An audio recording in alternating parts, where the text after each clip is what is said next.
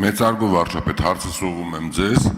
Հայաստանի Հանրապետության գույքի կառավարման համակարգի ներքո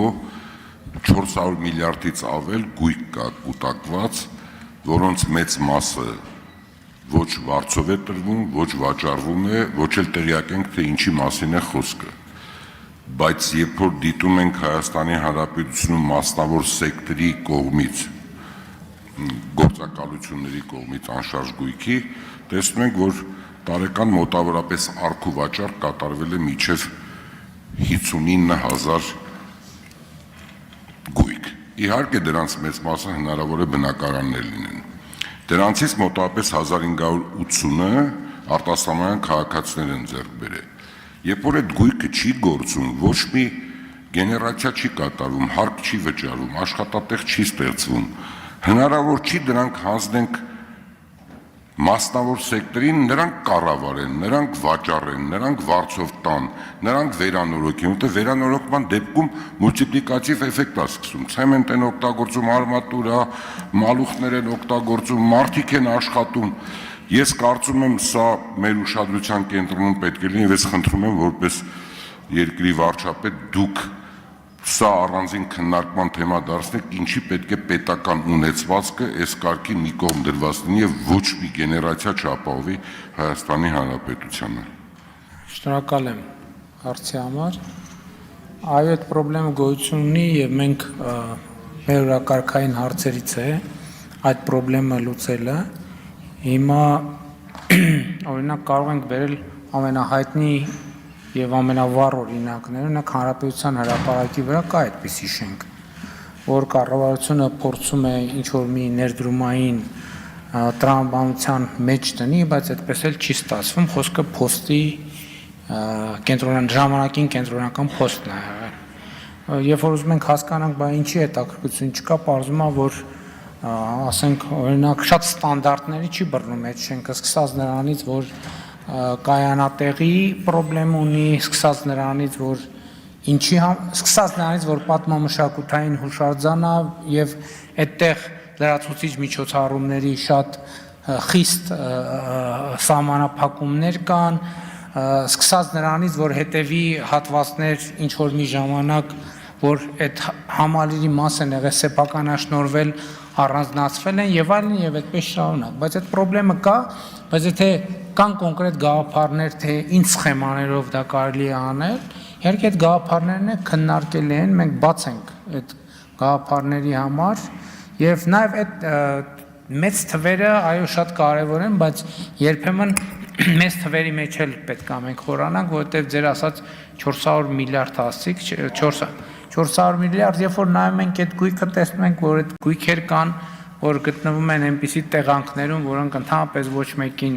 հետաքրքիր չեն, մի ամայի վայրում են, իհարկե հակառակն էլ կա, եւ կան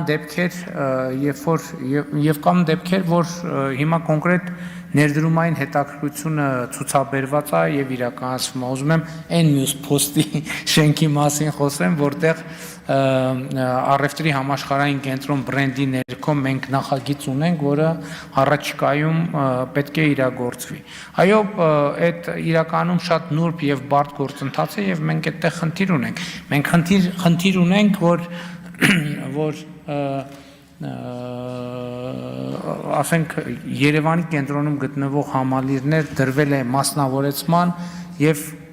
կամ հետաքրքրություն չի ցուցաբերվել։ Եղել են հիմա կոնկրետ ունենք իրավիճակներ, երբ որ մենք մի սխեմայով փորձ էինք անում դա դնել մասնավորեցման, բայց այդ թվում որոշակի քննադատություններ եղավ մասնավորեցման այն սխեմայի վերաբերյալ, որ մենք ուզում էինք կառավարությունը մտածում էր անել, այդ սխեման փոխեցինք, մասնավորեցումը տեղի ունեցավ, բայց այնտեղ հիմա ճգնաժամ է առաջացել եւ մեծ հավանականությամբ այդ մասնավորեցման արդյունքում առաջացած ճգնաժամի լուծման պետք է զբաղվենք, համենայնդեպս ես արդեն այդ նամակների հոսքը ստանում եմ, բայց որ թեման պրոբլեմատիկ է եւ շատ կարեւոր, այդ միանշանակ է, բայց ուզում եմ ասել նաեւ, որ եթե ես չեմ սխալվում, 2024 թվականին պետական գույքի կառավարման տողով պետական բյուջեի եկամուտները էականորեն աճել են, մոտավորապես եթե չեմ սխալվում 20 միլիարդ դրամի 20 միլիարդ դրամի եկամուտ ենք ունեցել պետական գույքի կառավարումից, ինչը առնվազն նշանակում է, որ այդ հարցը մեզ իրոք շատ հետաքրքրում է։ Եվ մենք փնտրտուքի մեջ ենք եւ սխեմաների ներդրման process-ի մեջ ենք։ Արձագանք։ Մի պատմություն եմ ուզում հիշեցնել 99 թվականին 98-ի Ռուսաստանի դեֆոլտի արդյունքում Հայաստանի Հանրապետությունում անշարժ գույքը բավականին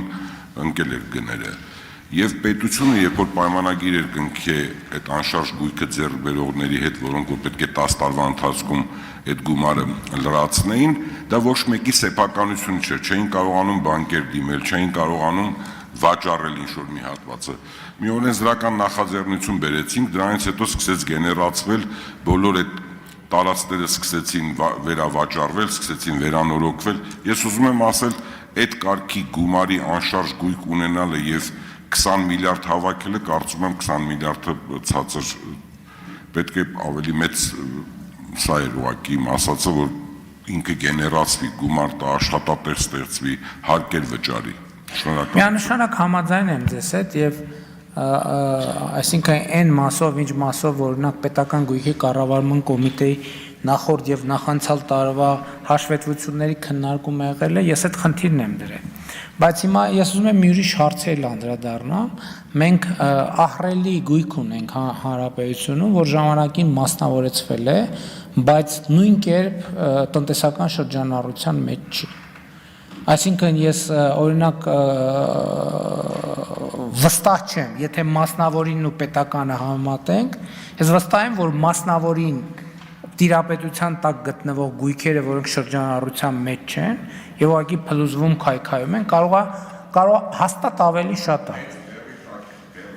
Չէ, բա այդպիսի խնդիրներ պետական գույքերի հետ կապված էլ կա։ Դատական խնդիրներ կան, վեճեր կան, բանի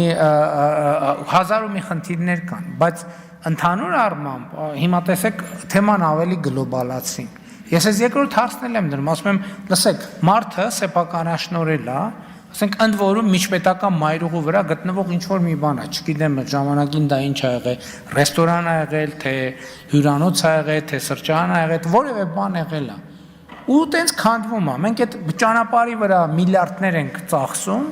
որպեսզի մեր երկրում հոսքերը շատանանք, տուրիստական հոսքերը, օտարերկրյա քաղաքացին գալիս ասում է, լսեք, այս երկրի թիվ 1 մայրուղու վրա այս մի հատ քանդած օբյեկտ, որը այնտեղ ընդհանրապես ոչ մի բան տեղի չունի։ Այս 2, այս 3, այս 4։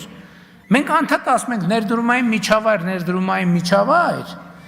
ու անդադ ասում ենք, վայ կառավարություն այս մի բանը սենց է, ինչը ճիշտ է, ես դա չեմ ժխտում։ Բայց մենք երբեք չենք հաշվում, ասում ենք, լավ, այդ ներդրողը եկավ, A կետից տեղափոխվեց B կետը։ Տեսավ այս մայրուղու վրա շենք է, քանդվում է։ Այս ինչ շենք է,